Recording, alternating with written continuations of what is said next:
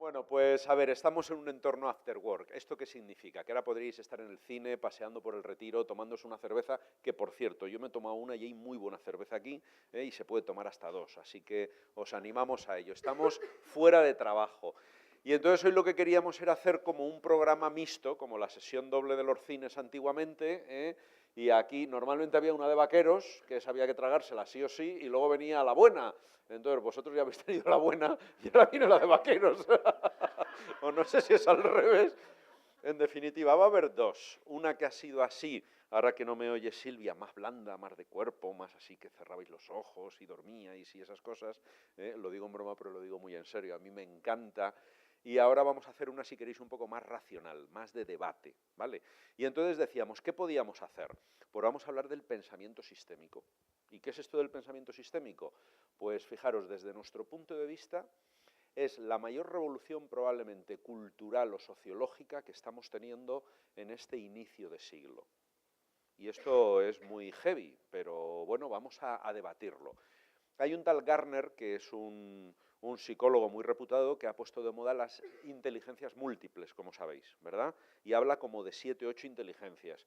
Y ya no solamente está la inteligencia racional, ni la inteligencia emocional, sino que se habla de la inteligencia musical o de la inteligencia corporal, que tiene mucho que ver con lo que acabáis de practicar, de estar plenos, conscientes aquí y ahora. Pero se habla de una inteligencia espacial y se habla de una inteligencia social o relacional o política, y así hay varias inteligencias. Y eso mismo hay algunos autores que empiezan a trabajar con el pensamiento. Entonces, ¿qué tipo de pensamiento creéis que han alimentado en nosotros, probablemente en los últimos 20 siglos, la ciencia positiva más imperante hasta el momento, como es la física, las matemáticas, pero incluso en las ciencias sociales, aunque hay algo menos? ¿Qué tipo de pensamiento? ¿Un pensamiento cómo? Muy lógico, muy individual, no tanto co-creado en grupos o en equipos. Un pensamiento que te lleva a que las cosas como son, lógicas, y la ciencia, cuando dice que algo está científicamente comprobado, es lo mismo que decir que eso es predecible, que es exacto, que es universal, que se repite en distintos momentos, en distintos escenarios. Entonces, fijaros, porque ese tipo de pensamiento, algunos dirían que es un pensamiento muy lineal, muy de causa-efecto, un pensamiento que normalmente o es verdad o es mentira, un pensamiento muy lógico, muy racional, muy basado en evidencias, en hechos, y esto tiene muchísimas cosas positivas, evidentemente que sí. Ahora, tiene muchos riesgos también. Y a este pensamiento lineal, analítico, lógico, que imperan las ciencias principalmente naturales, como la física, la matemática, donde 2 y 2 son 4, y esto es así, y no me venga diciendo que son 5 porque son 4. Entonces, esto es verdad o es mentira, es demostrable, y hay una causa y hay un efecto, y esto es predecible, y este es el tipo de pensamiento en el que nos han educado y en el que mucha gente sigue articulando su discurso. Pero claro, la realidad probablemente es muy compleja, y vamos a ver hasta qué punto este pensamiento llega o hace falta otro pensamiento. Y no solo en el mundo empresarial, que por supuesto, sino en el análisis sociológico, en el análisis histórico, incluso en entenderte a ti mismo o hasta una relación de pareja, una relación con amigos. Entonces, el ejemplo que os vamos a proponer, ¿cuál es? Que durante 5 minutos, por parejas o tríos, no más, para que os dé tiempo a intervenir mínimamente cada uno, analicéis, por ejemplo, un fenómeno social que a mí particularmente me pone los pelos de punta, y es el fenómeno de los ninis, donde además, por desgracia, en mi familia lo tengo cerca, como me temo, intuyo, que la mayoría de vosotros, más cerca o más lejos, si no en sobrinos, en hijos de amigos o en vecinos, lo tenéis. Y entonces es que, claro, la población entre 16 años y 24, hay más de un 50% de paro. Esto en sí ya es dramático, es verdaderamente dramático. Que chavales con 28, 29 años no hayan cotizado más de 300 días a la Seguridad Social, si es que no les va a dar la media para con 65 tener una pensión aunque sea pírrica.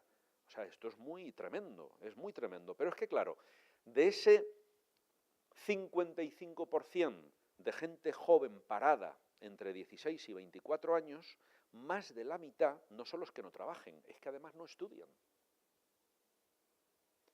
Con los riesgos que esto puede implicar, de tener 18, 20, 22 años, no tener en qué ocupar mi tiempo porque no trabajo, pero tampoco estudio. Y fijaros, entonces este es un drama desde mi punto de vista social, que además vamos a pagar a medio plazo, si no a corto, aunque solo sea porque las pensiones nuestras principalmente deberían de estar viniendo en gran medida, claro, sí, sinceramente es que es así. Entonces, o crece de nuevo la economía y vienen inmigrantes y de alguna manera pues metemos dinero a las arcas del Estado, de la Seguridad Social, o si no vamos a tener un problema muy gordo. Entonces, claro, este es un fenómeno social que esto es una tertulia, en el sentido de que digamos, cariz le queremos dar también a este tipo de eventos. Entonces, debatir durante 5 minutos, por parejas, tríos o como queráis, este fenómeno de los ninis, cómo lo veo yo, qué opino, cómo lo interpreto, a qué se debe, qué puede ocurrir, y dejaros llevar. Y luego ya a posteriori analizaremos el tipo de pensamiento que hemos metido en un debate sesudo como es este, porque es un debate de una realidad compleja. ¿Estáis de acuerdo? Entonces, esa es la invitación. 5 minutos. El fenómeno Nini. ¿Qué opinamos de él? Cuando queráis.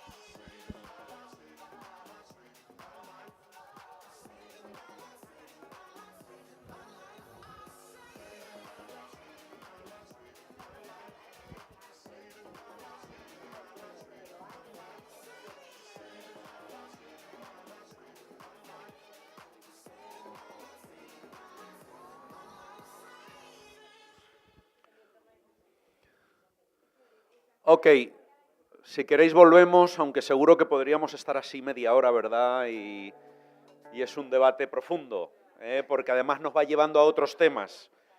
Entonces, si queréis volvemos aquí, porque esto es una excusa, es un pretexto, de alguna manera, para analizar qué es esto del pensamiento sistémico y hasta qué punto lo hacemos sin darnos cuenta, y si está sobrevalorado o hay que forzarlo más o no.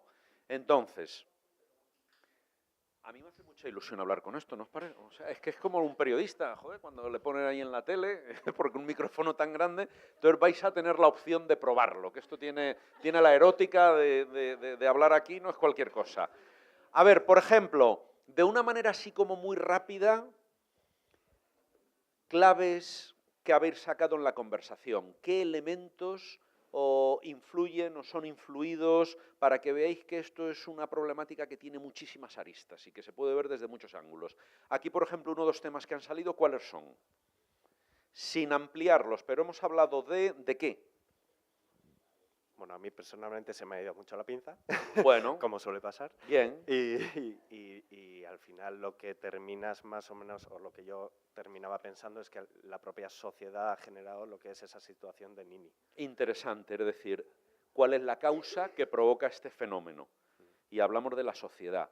Y ahora habla de qué es la sociedad y cómo ha provocado eso, pero os habéis ido un poco, entre otras cosas, a qué origina o causa este fenómeno social. Vale, perfecto.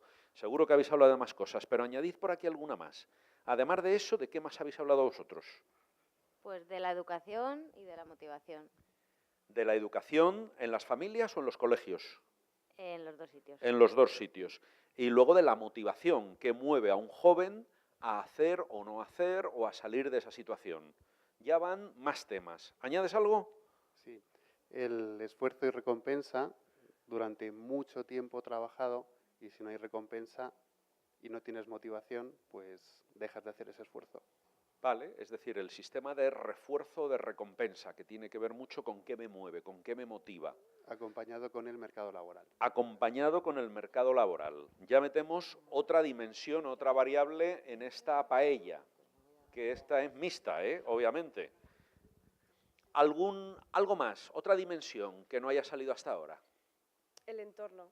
¿A qué te refieres con el entorno? Cultural y la educación, no solamente lo que es en los colegios en este caso, sino también la propia familia, unida a la falta de, como decían los compañeros, motivación e inquietud por buscar opciones. Con lo cual no solo hablamos de los colegios, hablamos de la familia.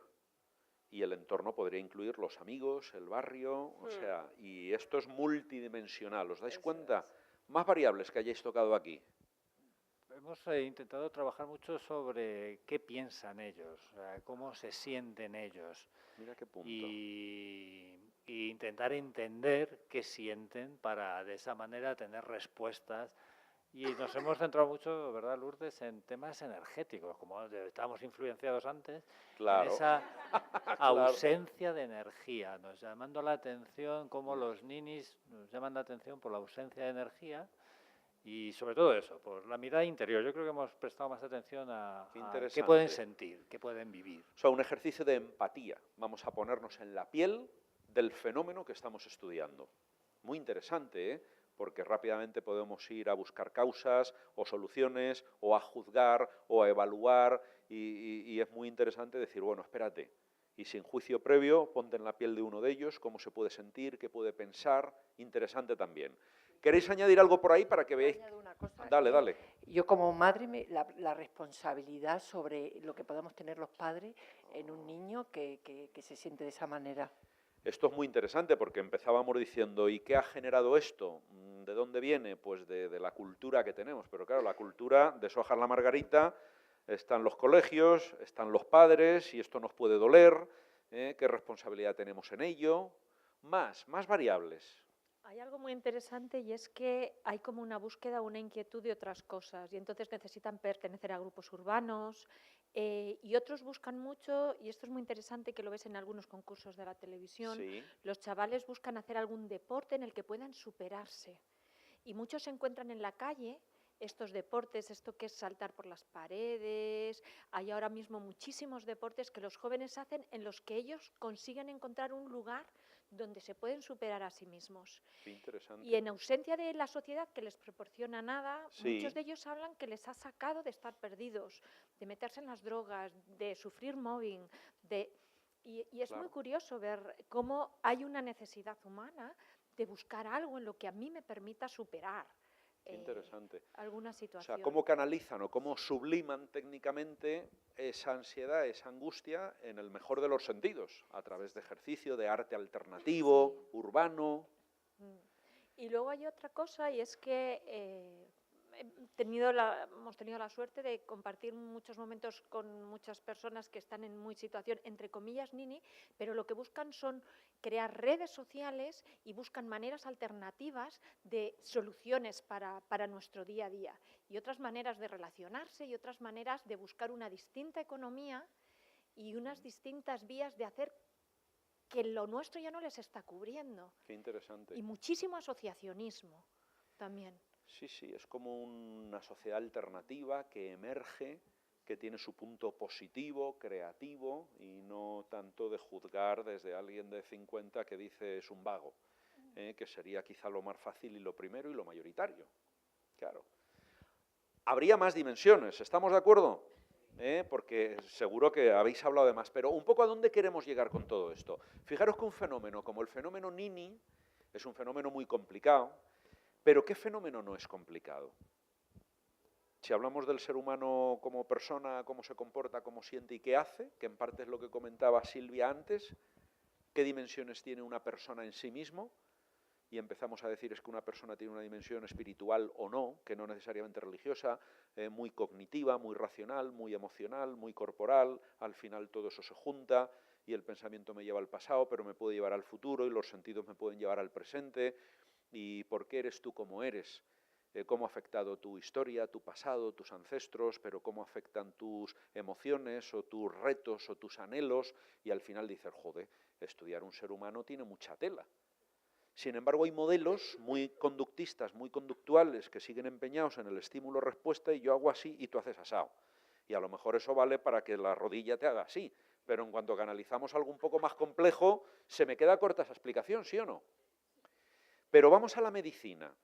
Tú llegas al médico y dices, joder, es que este me ha dado unas pastillas que me han quitado efectivamente un dolor que tenía aquí, pero ¿qué ha pasado con esas pastillas? ¿Que me están descuajeringando el estómago o ahora mismo me empieza a doler la cabeza cuando no me dolía y los efectos secundarios? Y al final dices, ¿realmente la medicina qué concepto tiene del ser humano? Es muy mecanicista, es muy como una máquina, causa-efecto, estímulo-respuesta, muy lineal, muy predecible y muy universal. Y claro, el pensamiento sistémico es justo todo lo contrario. Y ahora empieza a surgir una especialidad muy interesante que es el internista, o de verdad un médico generalista que es como un especialista en lo general. Pero fijaros, por ejemplo, que hay profesiones donde se sigue muy en lo lineal, en lo mecanicista, no digamos el mundo más industrial, el mundo más fabril. Esto es una máquina, es como un reloj, y yo hago así, se mueve la aguja, y hay cosas predecibles y fáciles de someter al pensamiento lineal. Sin embargo, hay otros sectores o movimientos que ya llevan pensando en sistémico muchísimo tiempo. Por ejemplo, ingeniero de sistemas. Qué interesante. ¿De sistemas de qué? ¿no? De sistemas, de que un ingeniero de sistemas es un informático. Sin embargo, analiza y observa la realidad como un sistema, que incluso es cerrado, no es vivo, pero el sistema vamos a ver que es algo más diferente, distinto que la suma o que la media de las partes, donde tú terminas analizando un fenómeno por encima de desagregarlo. La persona es mucho más que sus ojos, que su cuerpo y que su hígado, que lo que piensa, que lo que siente y que lo que hace y que su cuerpo. Al final es un sistema humano. Los astrólogos hablan del sistema solar, porque el sistema solar es algo más que los distintos planetas que configuran el sistema solar, ¿sí o no? Pero mañana imaginaros, se disuelve de repente la Luna, ¿y qué pasaría en el sistema solar? Que cambiaría todo. ¿Pero cómo cambiaría? ¿De una manera muy predecible, muy causa-efecto, muy lineal? Porque a lo mejor la Tierra, por atracción, se vería afectada, seguro, y por la noche. Y a lo mejor no habría noche porque no habría eclipses. Pero claro, si la Luna afecta al planeta Tierra, a su vez el planeta Tierra puede afectar a otro, que afectará a otro, que a su vez terminará afectando al primero. Y llega un momento en que ya no hay causa y efecto. Es que hay tantas causalidades juntas que cambia el sistema y que se reacopla y se reajusta el sistema. Y hablas del sistema solar como algo más que los planetas que lo componen. Pero fijaros, en el mundo natural esto yo creo que lo llevan muy avanzado. Cuando se habla de un ecosistema, ¿qué pasa con un ecosistema? ¿Qué pasa con una selva? ¿Pero qué pasa con una sociedad? ¿Qué pasa con el planeta Tierra, viva o no, la hipótesis Gaia, que es un sistema vivo? ¿Qué ocurre con un pequeño movimiento o acción que hagas tú? Si tú quieres meter un zoom, verás que termina teniendo muchas más consecuencias de las que parece. Pero es que en paralelo a lo que haces tú, está lo que haces tú, lo que haces tú. Y algo que haces tú me repercute a mí. Entonces yo cambio porque tú has hecho algo y a su vez cambia otro, y entonces te hago cambiar a ti, que eras el primero. Y aquí ya no hay causa y efecto. Aquí lo que hay es una suerte de correlaciones simultáneas, donde además ya perdemos la previsibilidad y donde las cosas se mueven como con una especie de mano invisible. Por ejemplo, cuando los economistas ya a final del año pasado hablaban de la mano negra en la economía, ¿la mano negra en la economía qué era? Pues no se sabe. Si tú dijeras, ¿por qué la economía en Europa va como va? ¿De quién depende? ¿Quiénes influyen directa o indirectamente en cómo está la Unión Europea económicamente?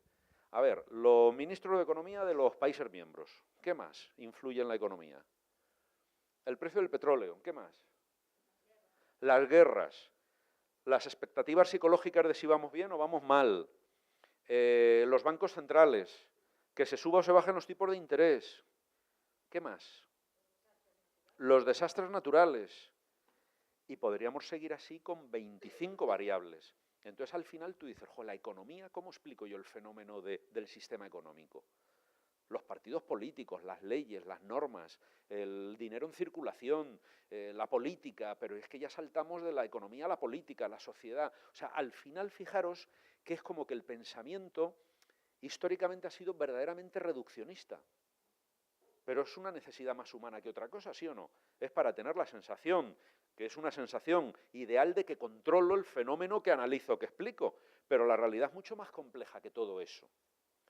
Entonces, claro, empiezan la teoría general de sistemas, que viene de la biología. Los informáticos ya hablan muy de sistemas informáticos, donde hay causas, que hay efectos, pero bueno, el mundo ecológico y el mundo ambiental es sistémico por naturaleza. El mundo, digamos, de los astros y de la astronomía es sistémico por naturaleza.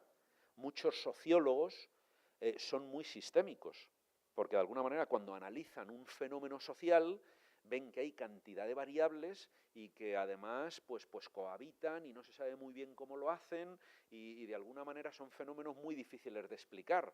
Y en la economía cada vez hay un modelo mucho más sistémico, los médicos también, en fin, prácticamente antes se hablaba en plan binario, la cabeza y el cuerpo, y ahora está claro que es lo mismo, y antes hablábamos de blanco y de negro, de verdad o mentira, y ahora como que somos más ambiguos, como que somos más grises, más intermedios, y este pensamiento probablemente ya nos va mejor, lo que pasa es que no es tan agradecido.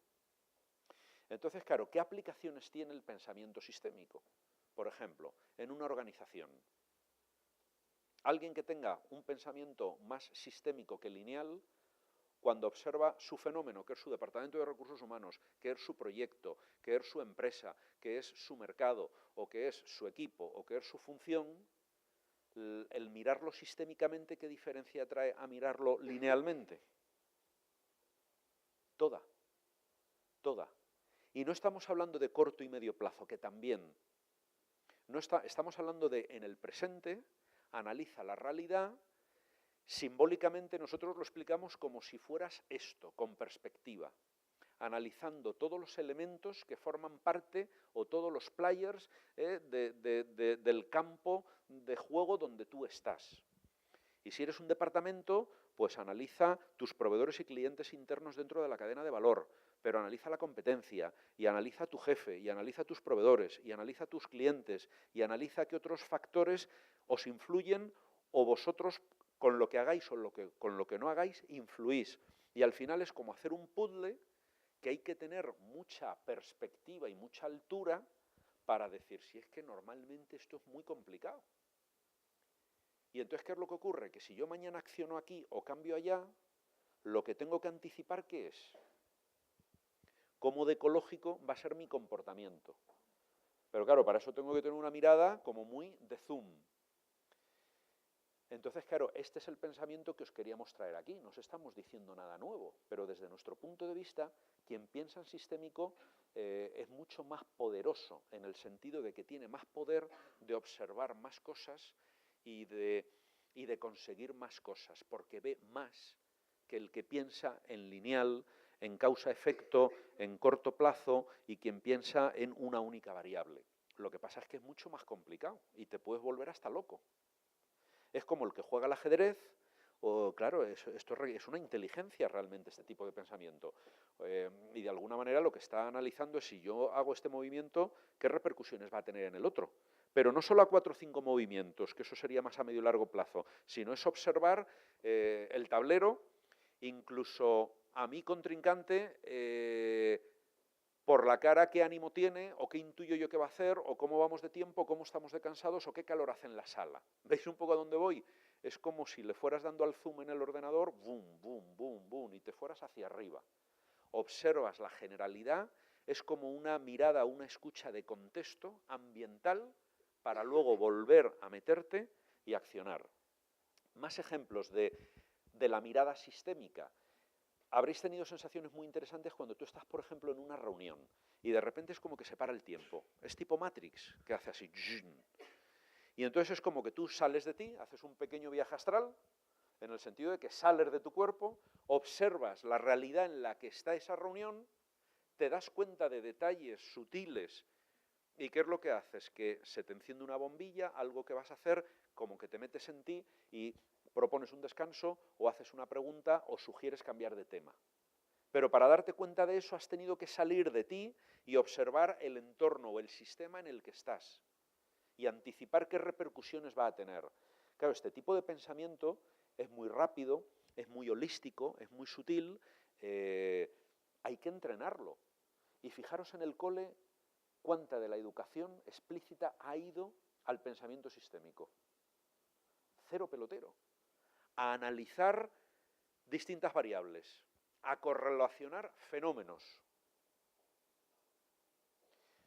Yo en un programa que hice en un MBA tenía un profe de economía que era magnífico, porque el tipo te hablaba de lo que era el Producto Interior Bruto, te hablaba de lo que era la balanza de pagos, te hablaba de lo que era pues todos los fenómenos, digamos, macroeconómicos. Entonces las preguntas de examen que te hacía es, imagínate que ahora de repente suben de golpe 10 puntos los tipos de interés. ¿Qué pasaría? Joder. ¿Y eso te obliga a qué? ¿A pensar en qué? En sistémico, porque claro, lo primero es decir, joder, suben los tipos de interés, suben las hipotecas, vale, muy bien, pero pasan muchísimas más cosas.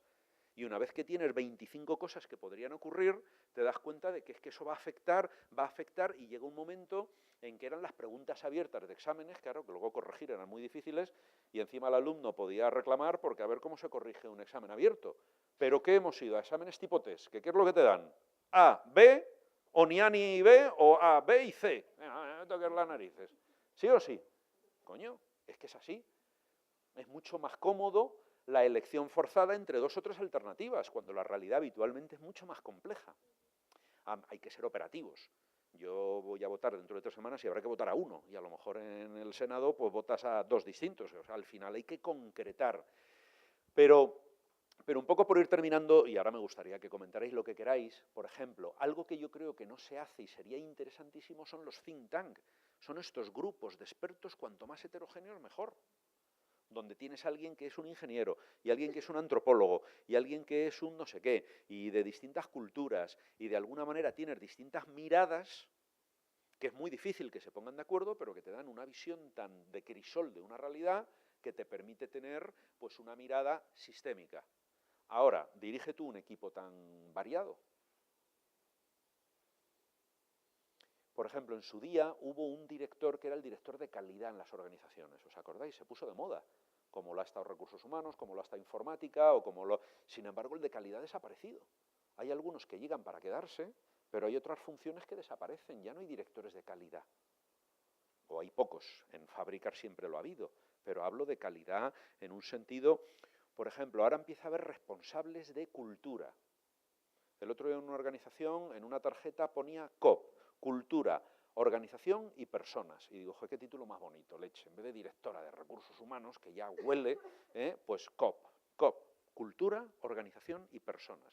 Fíjate la mirada sistémica que habría que tener para gestionar esa dirección en una organización. ¿Os dais cuenta?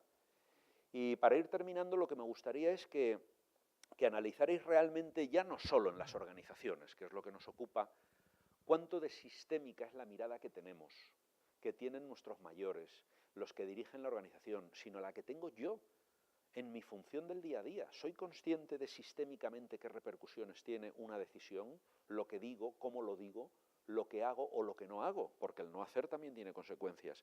¿Me paro a pensar en cuánto de ecológico y qué repercusiones va a tener? ¿Tengo yo claro sistémicamente cuando me duele aquí, que no son los que me duele aquí, que me tomo una pastilla que quizá me alivia el dolor, sino que quizá esto se debe a algo y que a lo mejor se refiere a otro tema? ¿Soy consciente de qué provoco en mi familia haciendo o no haciendo determinadas cosas, tomando determinadas decisiones? De alguna manera me paro a reflexionar en sistémico, y ese es un poco el reto. Ojalá y algún día haya más talleres que te ayuden a pensar más en sistémico, a cultivar más la mirada sistémica, que es una mirada como suspendida, sin juicio, atenta, que correlaciona, que observa elementos. Es como cuando llegas a una ciudad en el atardecer y ves como el skyline, ¿verdad? Entonces no ves un edificio ni una persona, sino que ves un poco como la ciudad. O como cuando llegas a una fiesta o a un restaurante o a una plaza y lo que observas es lo que en coaching de equipos nos llaman la tercera entidad, que es como el humo, como el éter. Por ejemplo, aquí ahora mismo en una mirada sistémica, aquí se ve mucho más si hay atención, no hay atención, qué emoción se está respirando ahora mismo, además de ver a Pepe, a María, pero se ven los colores. Entonces aquí, a poco que paremos, y ahí, y termino con lo que empezaba Silvia esta tarde, el enfocar. La mirada sistémica requiere mucho enfoque, mucho focusing, requiere mucho mindful. Lo que pasa es que la atención la pongo en el contexto, en lo global. ¿Os dais cuenta? Es otra manera de enfocar. Es meditar en la globalidad. Lo que me acabo de inventar ahora mismo ya. O sea, esto ya va a ser el mindfulness 2.0. En fin, y si esto os ha hecho reflexionar, me alegro porque me están diciendo que ya vamos a concluir y tal, así que pues esta era la reflexión que os queríamos hacer en la segunda parte, en la de vaqueros, ¿vale? Un placer.